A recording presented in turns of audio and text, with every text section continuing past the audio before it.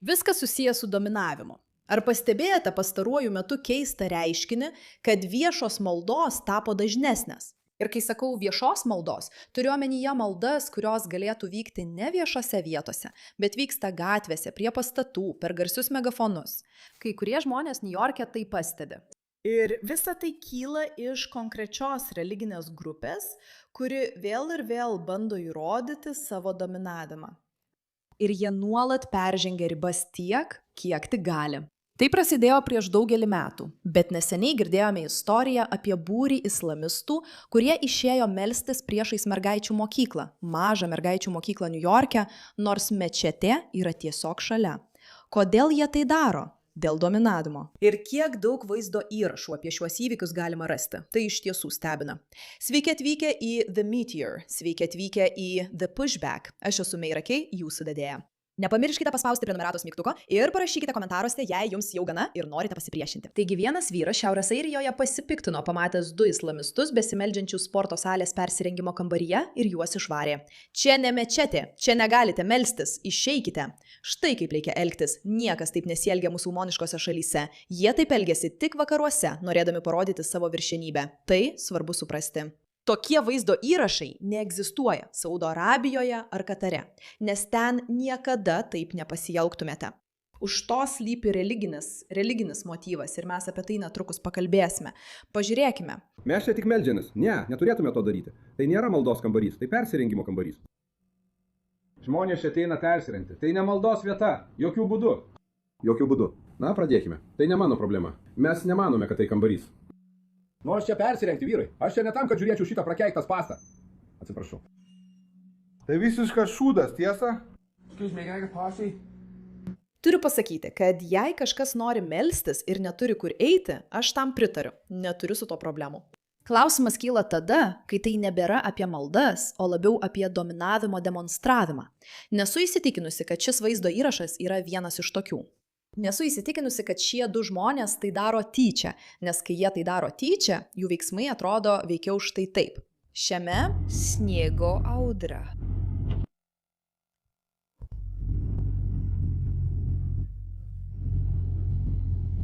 Važiuojant greitkeliu 94 rytų kryptimi, išlipti ir pasimelsti. Aš.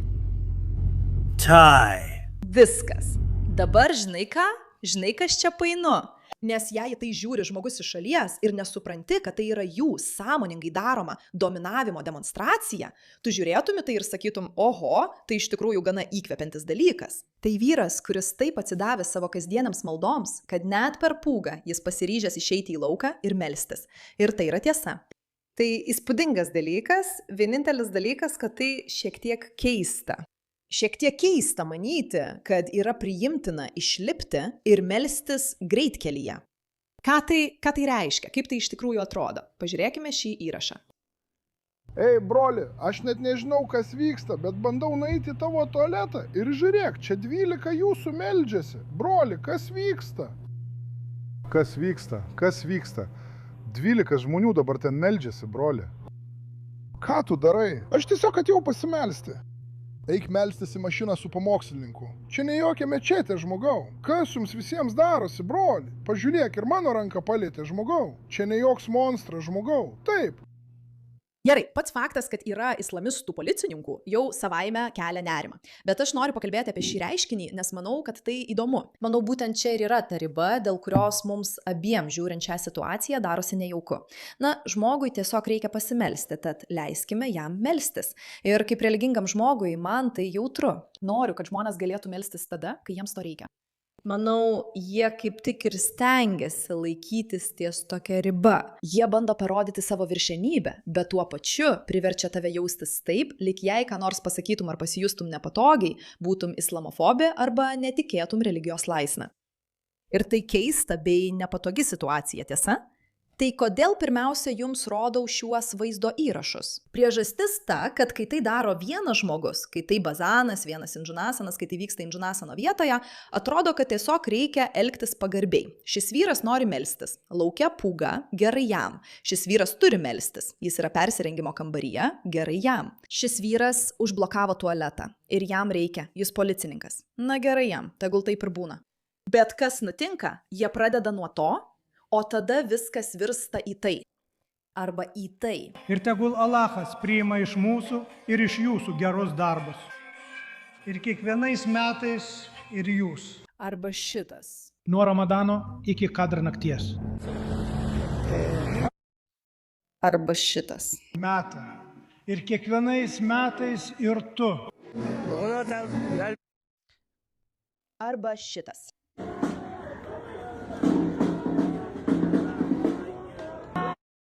Tiesa? Visa tai.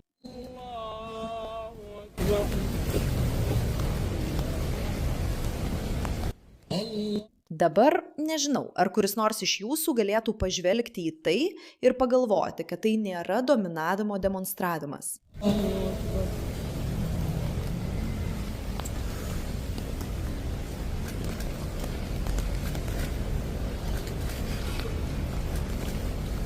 Tai šiurpus ir bauginantis dalykas. Alachas yra didžiausias.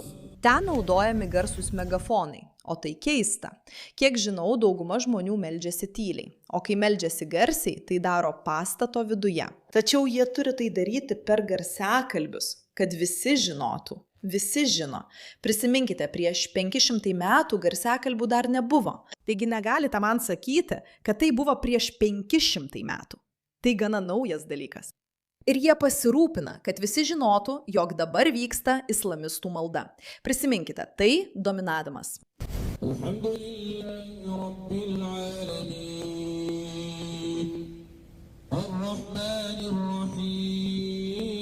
Yra didžiausias. Dabar Amy Mack paskelbė tai. Islamo kongresas užkariauja Jungtines valstijas per mitingą už Hamas prie Downing gatvės Londone. Islamo kariai sustojo Magribo maldai. Ar naivieji vakarai net suvokia, kad Magribo maldoje yra surė Al-Fatiha, kuri yra vienas iš labiausiai prieš krikščionis ir žydus nukreiptų tekstų Korane? Be to, ar žinote, kad šios islamo maldos gatvėse iš tikrųjų yra konfrontacija ir pareiškimas? Musulmonai demonstruoja savo viršenybę, netiesiogiai reikalaudami, kad visi kiti, norintys praeiti gatve, turėtų prisitaikyti prie jų. Tai yra senojo islamo posakio, kad islamas turi dominuoti, o ne būti dominuojamam išraiška. Jis dominuoja. Neišvengiama, kad galiausiai visų vakarų šalių vadovai turės nuspręsti, ar jie gins savo įstatymus ir kultūrą, ar po truputį nusileis islamo normoms ir praktikoms, kol galiausiai taps šariato valstybėmis.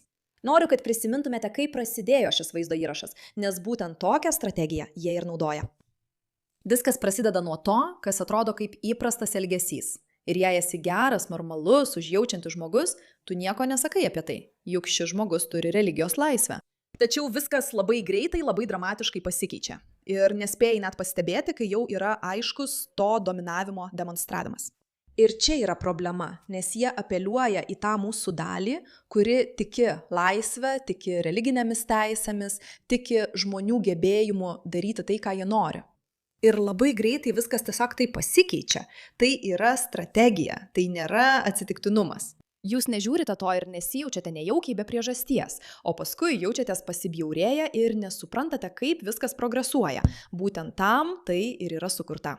Ir aš, pavyzdžiui, manau, kad tai yra neįtikėtinai problemiška, kada mes pereiname nuo užuojautos jausmo prie suvokimo. Palaukite, čia vyksta perėmimas. Ačiū už jūsų dėmesį šiam klausimui.